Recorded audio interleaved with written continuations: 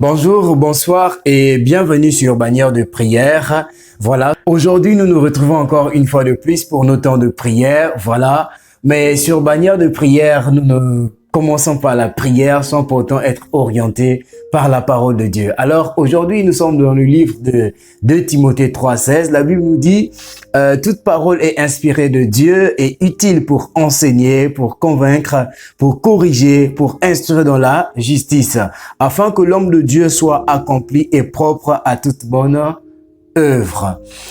Voilà, déjà ici, l'homme de Dieu veut tout simplement dire toi et moi. L'homme de Dieu ici, dans ce contexte, veut tout simplement dire un enfant de Dieu. Alors, enseigner. Je me suis posé la question, pourquoi on doit nous enseigner? Pourquoi, quand on accepte le Seigneur, on doit nous enseigner?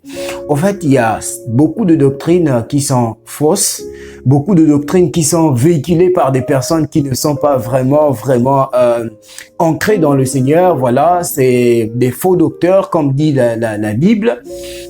Ces gens-là viennent tout simplement pour vous embrayer, pour nous emmener hors du contexte, au fait, de ce que le Seigneur nous demande de faire. Donc, il est nécessaire pour un enfant de Dieu qui vient d'accepter le Seigneur de pouvoir être formé, de pouvoir être enseigné. Il dit encore que c'est utile pour convaincre. Alors, convaincre ici, là, c'est dans le cadre, par exemple, du péché. Tu sais que la Bible nous dit de ne pas voler. Si un frère ou une sœur te dit non, ne vole pas parce que c'est pas bon, Dieu interdit ça. Si tu n'as jamais lu ta Bible, tu vas peut-être douter de ce que la sœur ou le frère est en train de te dire. Mais lorsque tu liras la Bible et que tu vas voir que Dieu interdit de voler, Dieu interdit de prendre la femme de son frère, Dieu interdit de tuer, là tu es convaincu par la parole de Dieu. Alors, être convaincu par Dieu, c'est la meilleure des choses que tu ne peux jamais rencontrer. Parce que moi, personnellement, Dieu m'a convaincu de pouvoir l'accepter. Personne n'est venu m'évangéliser à la maison. Donc, ce passage-là, lorsque je lis, je me dis, merci Seigneur pour m'avoir convaincu. Alors toi aussi, sois prêt ou rapproche-toi de la parole de Dieu. Sur les doutes que tu as, tu verras tout simplement le Seigneur te convaincre par sa parole. Il dit encore de corriger. Voilà là où un point là où je vais beaucoup plus marteler. Corriger. Il est très souvent difficile dans nos églises lorsqu'une personne commet une erreur.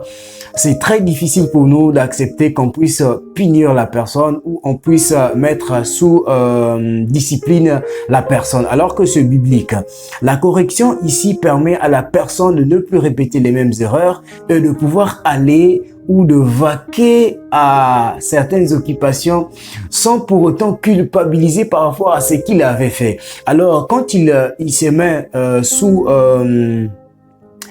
sous discipline, il accomplit ou il suit les directives de l'église, de son église locale. Je ne sais pas si c'est établi par le pasteur ou établi par le conseil pastoral, mais ce qui est sûr, lorsqu'on te met sous discipline, ne change pas d'église parce que ce que tu fais, tu es en train de rien faire.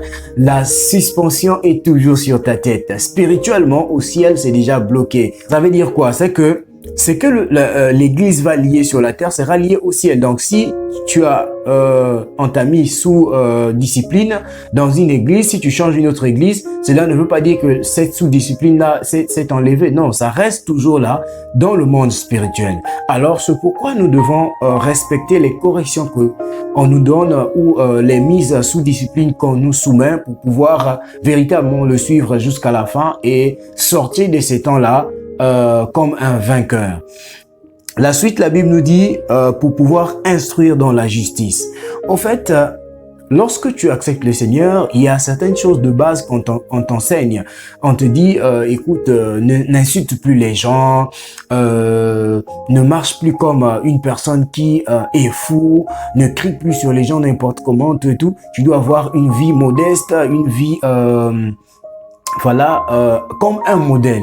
Ici, quand je dis vie modeste, ne veut pas dire la pauvreté. Cela ne veut pas dire aussi être une personne qui ne peut pas faire certaines choses pour Dieu. Il s'est dit, bon, je suis seulement modeste. Comme les anciens chrétiens que je connaissais, voilà, ils s'habillaient mal, ils avaient de gros boubous. Donc, quand il vient même te parler de Christ, tu te dis, mais mon parfum dépasse même son parfum, mais lui, il me dit que Dieu bénit, Dieu, libère.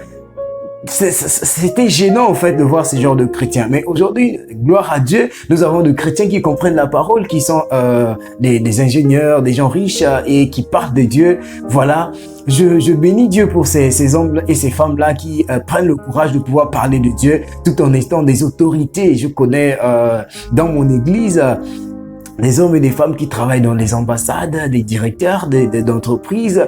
Voilà, c'est une bonne chose pour nous de pouvoir parler de Dieu en étant des modèles aussi dans la société, des modèles de réussite aussi dans la vie courante. Voilà, merci. Et la Bible nous dit, afin que l'homme de Dieu soit accompli et propre à toutes bonnes œuvres.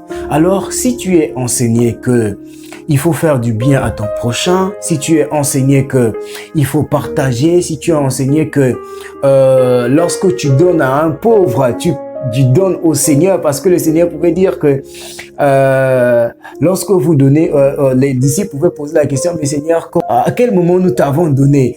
Il pouvait dire que lorsque tu étais en train de donner à un pauvre, lorsque tu donnais des habits à un pauvre, là tu étais en train de me donner à moi. Alors, si tu es enseigné dans toutes ces choses-là, ça te permettra de bien marcher en tant qu'homme de Dieu, de bien marcher en tant qu'enfant de Dieu. Voilà, c'était votre frère, le frère Servet. Nous allons tout simplement prier que Dieu nous donne vraiment les capacités de pouvoir recevoir sa parole, de pouvoir être instruit selon ses préceptes.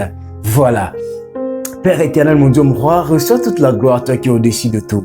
Ce soir encore, éternel, mon Dieu, mon roi, je prie dans le nom puissant de Jésus que ta parole, Seigneur, me convainc, que ta parole, Père éternel, mon Dieu, mon roi, soit la lumière, Seigneur, sur mon chemin. Seigneur, que je ne puisse pas être un rebelle, mais lorsque, Père éternel, mon Dieu, mon roi, je serai confronté à une situation qui va me demander, Seigneur Jésus-Christ, d'être sous, Père éternel, mon Dieu, mon roi, discipline, que je puisse accomplir et respecter cette discipline-là, Seigneur, jusqu'à la fin, éternel, mon Dieu, mon roi. Merci, Père éternel, mon Dieu, mon roi, d'être au-dessus de tout, Père, de pouvoir, éternel, mon Dieu, mon roi, nous sécuriser et nous bénir, Père éternel, mon Dieu, mon roi. Ce soir, toi seul est à l'honneur, Père, nous voulons rendre toutes les actions de grâce vers toi, bénir ton nom, élever ton nom dans nos vies, Seigneur. Permets-nous d'être fidèles à toi. Dans le nom précieux de notre Seigneur Jésus-Christ, j'ai ainsi prié. Amen. Merci beaucoup, c'est votre frère Servet. Voilà, nous vous invitons de vous abonner sur la chaîne, voilà, pour ne pas manquer nos vidéos et d'être toujours au parfait des informations par rapport à Bannière de prière. Que Dieu vous bénisse. La Bible a moi dit que lorsque vous ouvrez votre bouche, utilisez ou ne faites sortir de votre bouche que les paroles qui bénissent. C'est pourquoi à chaque fois je vous dis que Dieu vous bénisse.